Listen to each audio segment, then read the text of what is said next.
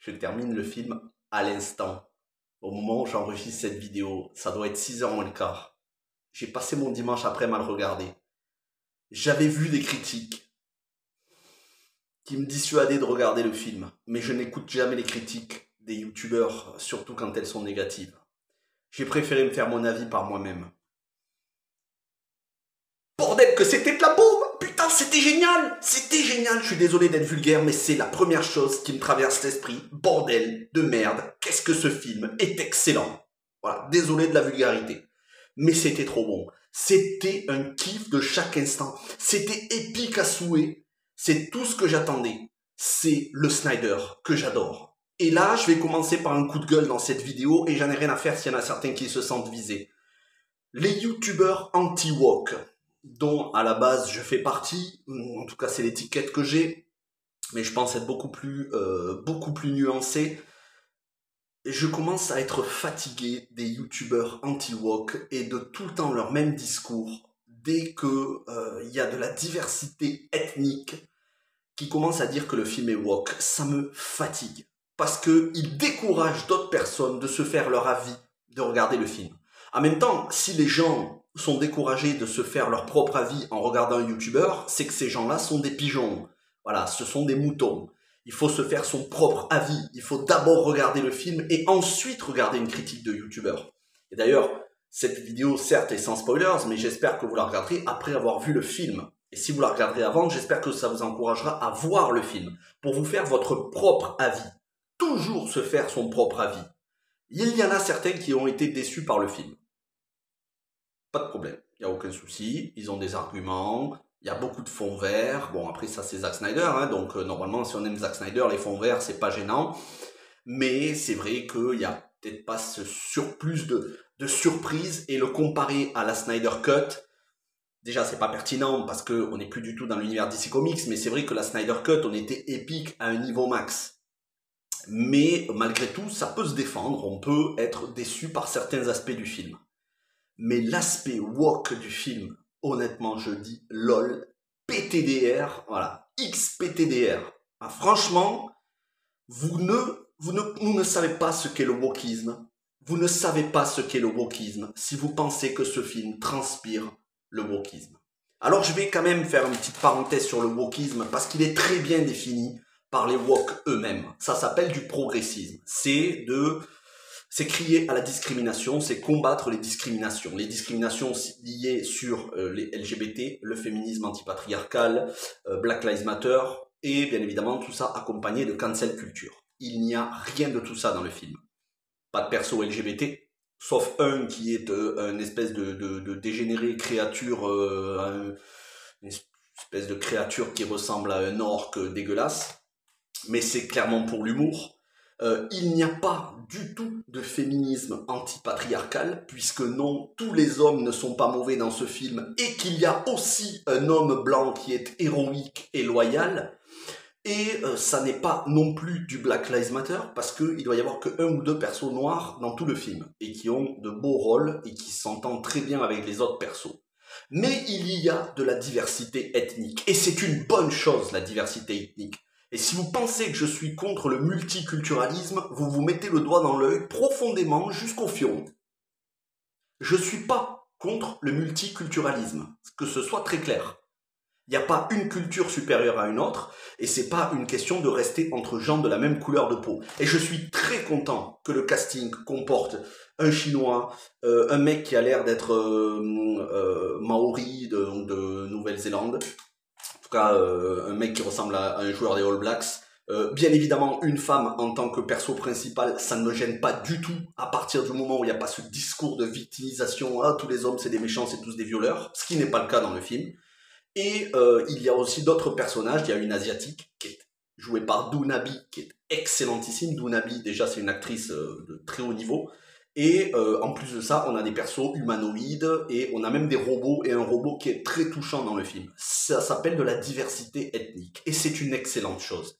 Le problème n'a jamais été la diversité ethnique. Le problème, c'est quand on pointe une couleur de peau en particulier en disant qu'ils sont oppressifs, ceci, cela, des tas de bêtises comme on entend aux États-Unis.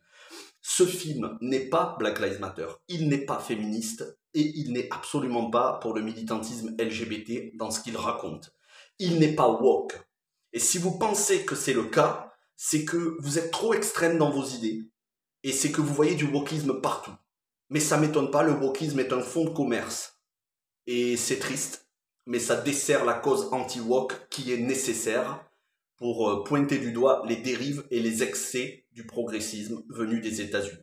Je referme la parenthèse sur le wokisme et maintenant je vais vous parler du film qui est juste un kiff avec ralenti comme on connaît à Snyder, du fond vert mais je trouve que c'est quand même très propre et énormément de bastons, des combats rapprochés, des fusillades au canon laser, des combats à l'arme blanche, à l'épée, à la mitrailleuse. C'est un régal, des gros plans sur les visages des persos en train de transpirer avec énormément de musique épique et des chœurs derrière. C'est Tom Holkenborg, donc Junkie XL, qui compose la musique, qui était déjà là pour la Snyder Cut, qui est un acolyte de Hans Zimmer. De toute façon, Tom Holkenborg fait toujours de l'excellent taf. Et donc, le film est très inspiré de Star Wars. Alors ça, on le savait tous, ça a été clairement dit depuis des mois, même des années, que le film est en développement après la Snyder Cut. Et même, je crois, presque un petit peu avant. De toute façon, Rebel Moon est une idée que Snyder a depuis des décennies en tête. Quand il était jeune, je crois que c'était à l'université, il avait déjà les idées en tête pour Rebel Moon. Bon, c'est pas le premier récit qui s'inspire de Star Wars, ce sera pas le dernier, mais il faut savoir que Star Wars s'inspire aussi d'autres récits, hein, le voyage du héros. Donc Star Wars n'a pas inventé quelque chose de tout neuf, mais il a inventé des univers comme on avait rarement vu au cinéma, voire jamais avant ça. Ce qui est pour moi très intéressant, c'est qu'il n'y a pas que des références à Star Wars, même si énormément, il faut le dire. Il y a des références à Riddick, notamment les chroniques de Riddick avec les Necromongers, pour ceux qui ont vu le film. Si vous n'avez pas vu le film, regardez-le. Sachez que j'ai fait un live sur la trilogie Riddick avec les collègues youtubeurs. Donc allez voir le live et surtout allez voir la trilogie Riddick parce qu'il y a quand même beaucoup de points communs. Ça m'a fait penser à Valérian et la Cité des Mille Planètes, ce que ça aurait pu donner si ça avait été réalisé par Snyder. Et il y a aussi d'autres films qui m'ont... Voilà, Bright, notamment Bright de David Ayer, qui était sorti sur Netflix, il me semble, en 2017, où c'était un flic humain, Will Smith, qui faisait équipe avec un flic orc, qui était joué par Joel Edgerton. Donc il y avait de ça aussi, c'est assez sombre, les maquillages sont très ressemblants. Et il y a une petite touche de Seigneur des Anneaux, pas forcément au scénario, mais surtout au niveau des personnages, parce que on a des orques et on a des gens qui ont des têtes d'orques, d'Urukai notamment, et voilà, on a plein de créatures différentes. Passé ça, moi, ce qui m'a le plus marqué dans le film, c'est que ça ressemble énormément à du Final Fantasy. Ça ressemble beaucoup à du Final Fantasy, que ce soit Final Fantasy XII, que ce soit Final Fantasy XV, même de manière générale, tous les Final Fantasy avec voilà, une famille royale qui a été trahie, des méchants qui viennent prendre leur place, qui les ont trahis, qui remettent une armée à la place, et des gens qui étaient au service du bon roi et qui maintenant sont en disgrâce, qui sont tombés dans la désertion et qui essayent de se rebeller pour à nouveau défendre le bien. Ça ressemble beaucoup, pour ceux qui ont joué à Final Fantasy IV notamment, mais de manière générale, même à Final Fantasy XII, ça y ressemble beaucoup à Final Fantasy XII, énormément de points communs au niveau du scénar et au niveau visuel, que ce soit les vaisseaux, les méchants, tout ça. Et surtout, le film m'a fait penser à du RPG, à du JRPG, à des RPG japonais. Moi, je joue quasiment que à des RPG japonais et les rôlistes, c'est-à-dire tous ceux qui sont adeptes de jeux de rôle, que ce soit papier ou surtout en jeu vidéo, vous devriez vous régaler. On a exactement tous les ingrédients qu'on a dans un jeu de rôle. On va former une équipe. À la base, on est un rebelle. On va former une équipe pour monter une armée, pour combattre l'Empire, le méchant Empire. Et il va y avoir des révélations, des rebondissements. tous les ingrédients des Final Fantasy et des JRPG sont dans Rebel Moon avec un mélange de space opéra à la Star Wars. Et c'est pour ça que je vous dis Final Fantasy XII parce qu'il est très inspiré de Star Wars, Final Fantasy XII. Donc si vous connaissez un petit peu les Final Fantasy, vous allez voir beaucoup de points communs à la fois dans le visuel mais aussi dans la trame scénaristique. C'est une critique sans spoilers, donc je ne rentrerai pas dedans, je ne vous dirai pas qui est gentil, qui est méchant, qui vit, qui meurt. Ce que je peux vous dire, c'est que les acteurs, actrices, en particulier Sofia Boutella, qui, de ce que j'ai lu, a fait 99% des cascades elle-même, elle est extrêmement convaincante. De toute façon, c'est une actrice que j'aime beaucoup, sauf dans Atomic Blonde avec Charlize Theron, parce que je vomis Charlize Theron et que j'avais pas du tout aimé Atomic Blonde. Mais sinon, partout où je l'avais vue, que ce soit Kingsman, La Momie ou les autres films, je l'avais trouvée géniale. C'est une actrice franco-algérienne, donc on a de la chance. On est représenté en tant que personnage principal. Voilà, elle est à moitié française, franco-algérienne, mais on va dire qu'elle est française. Elle est excellentissime, vraiment. Elle est très convaincante. Elle est touchante à la fois, elle est féminine et en même temps elle est ultra badass. Euh, qui m'a surpris, mais je m'en suis aperçu qu'au générique à la fin parce que je me suis dit, mais je connais son visage, c'est Ray Fisher.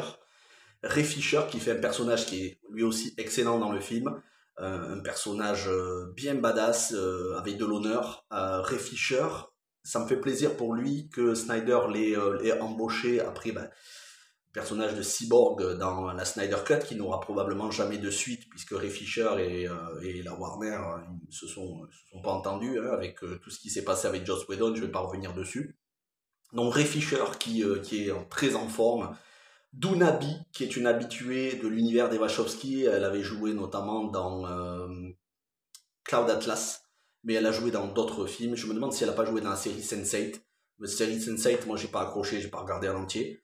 Mais Dounabi qui est vraiment géniale, c'est celle donc l'asiatique qui fait un petit peu samouraï avec ses deux épées qui peuvent se chauffer au laser et devenir rouges, ça fait penser à des sabres laser. Et au niveau des autres personnages, on a Charlie Hunnam, donc je ne dirai rien d'autre sur le rôle. Et on a alors un personnage, on a Jimmu Nunsu qui fait un général, Jimmu Nunsu qui voilà, est égal à lui-même, hein, toujours aussi bon, mais ce genre de rôle il a déjà fait, il est très bon.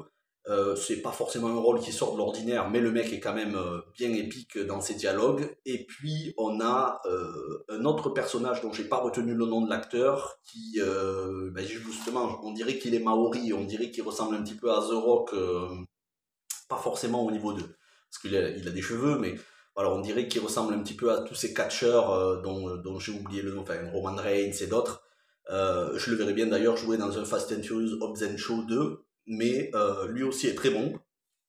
Et enfin, les deux persos, et là, petit clin d'œil pour ceux qui ont regardé Game of Thrones, Michael Wiseman d'un côté, qui fait donc le fermier qui va accompagner Sofia Boutella, et de l'autre côté, Ed Skrein qui fait le méchant.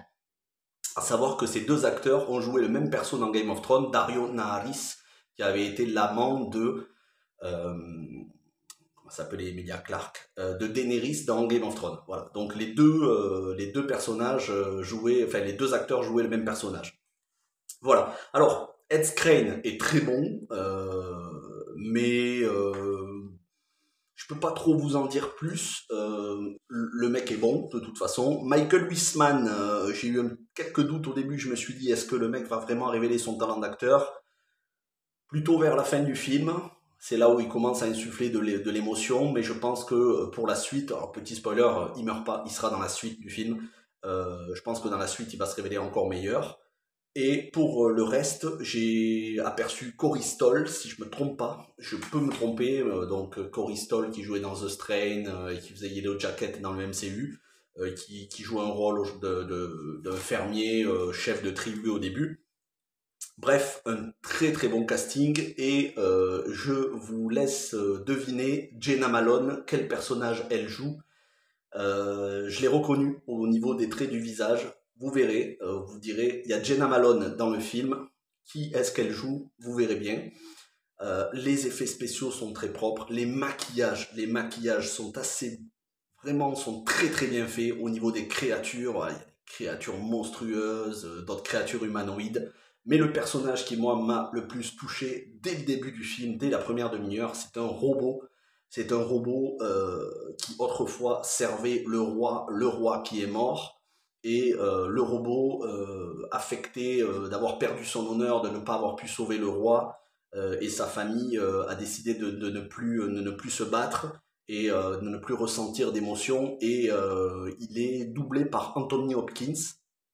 Le robot est vraiment, malgré tout, on voit pas des expressions du visage, mais on ressent les émotions, et ça c'est fait par les dialogues, c'est fait par notamment le soleil sur son visage. Voilà, on voit que quand il ressent des émotions, on a le soleil qui se pose sur son visage. Quand il est triste, on a plutôt un côté sombre, de nuit, d'ombre. Donc là aussi, voilà, les effets spéciaux, les jeux d'ombre et de couleurs permettent d'avoir de l'émotion sur des personnages comme un robot qui n'a pas d'expression du visage.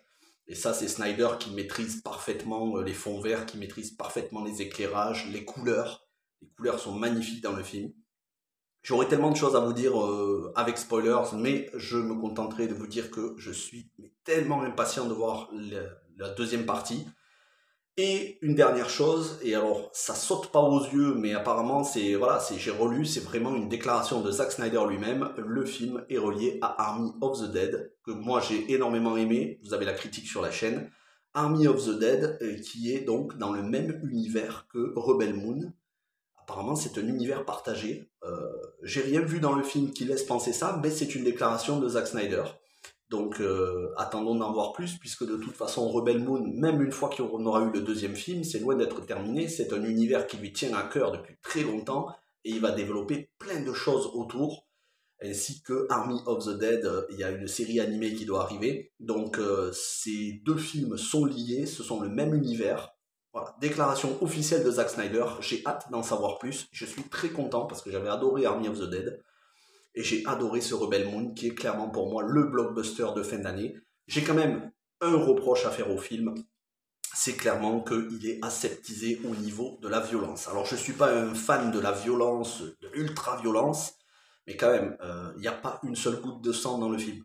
C'est-à-dire que même lorsque les mecs se font planter, se font tailler, se font trancher, il n'y a pas une seule goutte de sang. Est-ce que c'est parce qu'on est sur Netflix et que c'est une version, on va dire, édulcorée pour plaire à un grand public, et que dans la version longue qui nous a été annoncée, là, on aura vraiment ce qui avait été